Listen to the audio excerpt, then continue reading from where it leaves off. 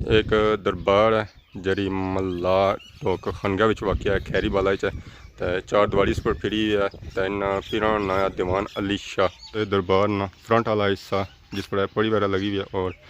अल्लाह ने नाम लिखा है या हय्यू या कय्यूम। तो बाकी ये दरबार ना अंदरूनी मंजर और एक कब्र मुबारक उस पर आयतां वगैरह और दुआओं वगैरह लिखी हुई हैं और सलात वगैरह भी लिखी है। जी हमारे दोस्तों अस्सलाम वालेकुम, उम्मीद करना सो सारे ठीक ठाक सो खुशबाश हिफ्ज़ ईमान के सो दोस्तों मैं राशिद शबीर सानी खिदमत एक नई वीडियो एक नई जगह कि नहीं तो फिर हाजिर होए हैं। और आज केरी जगह सही पीछे एक नज़र रखना उसी एक ग्रां तो इस ग्रां का ना क्या तो अगर सो इधर नज़र मारो तो तुसें एक दरबार वगैरह नज़र रखनी होती है। इस ग्रां का ना इस दरबार ने ना ही पड़ी है इसका नया डोक खनगा और इस दरबार च जेह्ड़े बजुर्ग दफन है उन्होंने नया दीवान अली शाह। तो इस ग्रां कि दरबार को लगनी है तो इस 810 घर पर मुश्तमिल एक ग्रां है तो छोटा सा ग्रां है तो उसका नाम इस दरबार ने ना पढ़ी रखा गया है। बाकी अगर तुम इस साइड अगर चेक करो तो तुम कब्रस्तान वगैरह भी नज़र रखना उसी है, छोटा सा कब्रस्तान है तो काफ़ी खूबसूरत है और इतने कब्रां देखभाल भी काफ़ी की जानी है। इतने ग्रां ने या डोक ने जो बंदे हो इसकी देखभाल करने तो बाकी तुसें अज बेसिकली जी वीडियो चेक करासा या बनासा और इस दरबार नहीं होसी इन्होंने बुजुर्गों बड़ी होसी है तो जुलने तुसें इस दरबार ना विजिट कराने। दोस्तों तुसें दरबार पर खड़ने से पहले इस ग्रां का व्यू चेक कराने जी सामने कोठी तैयार होनी पी है ये भी इस डोकी च या इस महल्ले है। तो बाकी अगर उस साइड जाओ तुसें बूटे नज़र रखने उस इन बूटियां सू उप्पर 304 घर जेह्ड़े इस डोकी च अच्छने। बाकी ये अग्गें तुसेंगी कोठियां वगैरह बनतियां नज़र अच्छियां सन ये भी इस डोकी या इस महल्ले विच ही अच्छनियां हियां। एक छोटा सा महल्ला है जो 810 घरां पर मुश्तमिल है। अगर इस साइड च चले जाओ तो तुसेंगी अग्गें दीवार नज़र अच्छनी होसी है तो ये इस महल्ले सू बाहर है तो इसने आखिरी जा घर बनना है और इस कोठी पर ही बनना है। इस तो अग्गें घर खत्म हो जाने। बाकी अगर वापस अगर जाओ तो तुसें चेक कराया जाए तो ये जी स्टार्ट होनी है उसमें की कार पिछे एक नज़र रखना उसी है उस तू ओने ओने जो बूटे लगे ना इतों महल्ला शुरू होना है। तो बाकी हम जुलने इस दरबार पर तो तुसें कि इस दरबार ना व्यू चेक कराने हैं। ये दरबार के कोल मैं पहुंची हाँ ये उस सामने वाला आता और इसने नीचे वगैरह फर्श वगैरह पिया हुआ टैल वगैरह लगी हुई है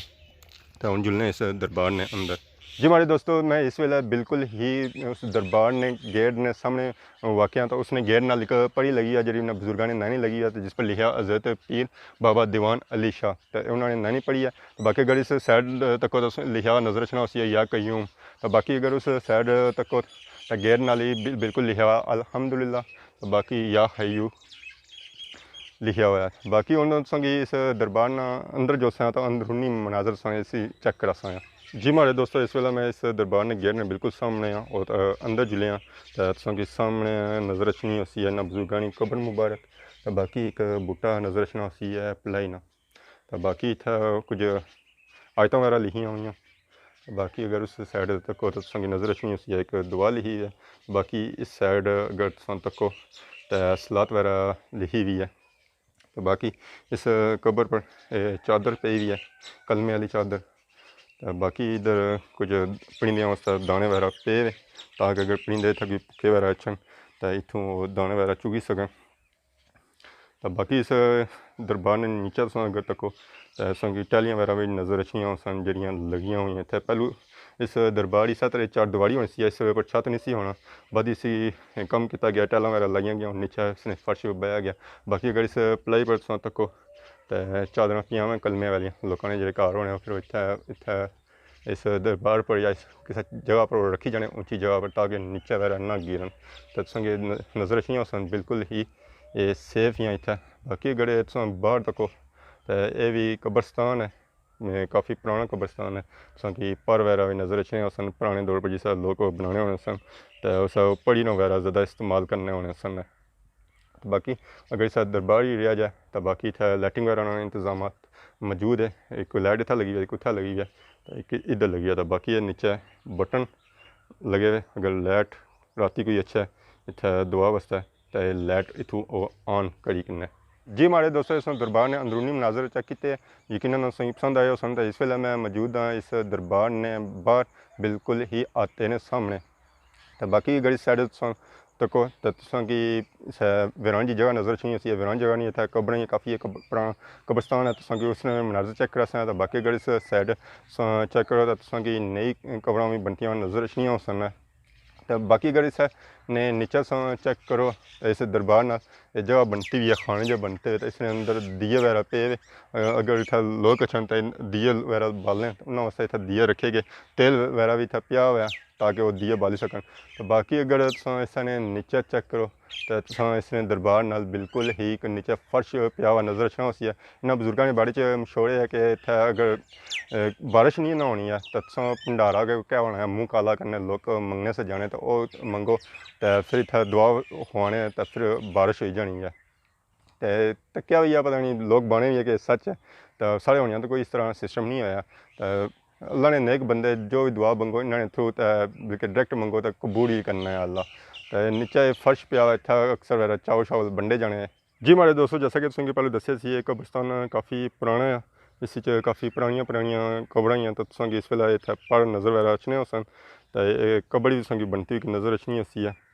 काफ़ी पुरानी कबड़ और उसकी हालत भी इस वेले ख़राब भी है ये पर उस वेले पुरानियां जमाने इस्तेमाल किए जाने सन तो कुछ इत्थै हुण प्लेन ही जगह होगी है तो पता नहीं लगना कि जो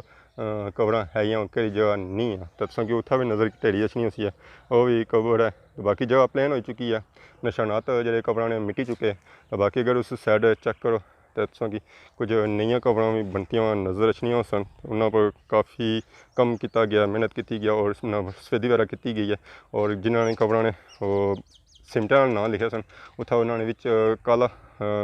निशान दे दिया काली सही पड़ी ना नाम की वाजह किया गया ताकि जो लोग इतने अच्छे अपने प्यारियां की कबरां पर तो उन्हें पता लग जाए कि उन्होंने प्यारियां की कबर घेरी है सही नज़र अच्छना उसी है इस कब्रिस्तान की सफाई ना इंतजाम छापर वगैरह तो पे पर इतना जो बैकर काफ़ी पहलू होना सी है तो उसकी कटाई की गई है वो बैकर ख़त्म हो गया तो बाकी पलाइयां वगैरह नीचे से कटाई की गई है ताकि इतना नीचे आसानी बंदा तक्की सके तो बाकी अपने पलाइयां सब माड़ियां रखी गई ताकि इतना छांव वगैरह रहे पलाइयां जी कुदरती हुसन च इजाफा करनी है बाकी तक कोई पलाई ऐसी नहीं है जी इतना कट्टी गई है तो पलाइयां की कोशिश की गई सेफ रखा जाए इतना साइन वगैरह की जरूरत होनी है तो बाकी अगर उस साइड तक उत्थे भी पलाइयां नज़र अच्छी कब्रिस्तान की कोई एक ऐसी पलाई नहीं है जिसकी ख़त्म किया गया हुआ है या कटिया गया हुआ है जी हमारे दोस्तों ऐसी शॉर्ट सी वीडियो छोटी सी वीडियो सी यकीन संगी पसंद आई सी बेसिकली जी वीडियो सी है वो दरबार पर सी है तो इस कब्रिस्तान पर सी है तो उन्होंने लोगों मैं शुक्रिया अदा करना चाहता जेह्ड़े मिगी सपोर्ट करने और अपने कॉमर्स वगैरह भी करने ने ताकि हमारी सपोर्ट होनी रहा उन्होंने लोगों मैं शुक्रिया अदा करना चाहता जेह्ड़े कॉमर्स वगैरह नहीं करने बैक रेह अपनी सपोर्ट करने तो इस दुआ नाल सानूं इंसान इजाज़त के तुसां खिदमत ही नई नई वीडियो की नहीं तो हाज़र होना रहा फ़ी ईमान अल्लाह।